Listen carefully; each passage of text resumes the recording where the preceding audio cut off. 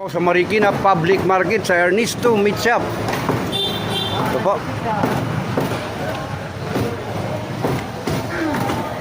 Ernest Meat Shop. Kung sinong gustong bumili ng mga baboy, ayan dito. Maraming mga paninda. Ayan po. Hello sir.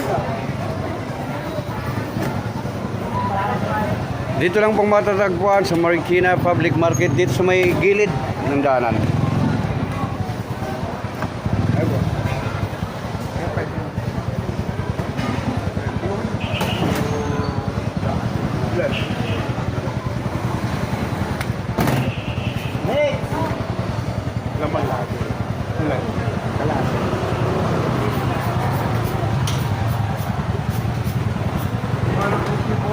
Ernest Meat Shop.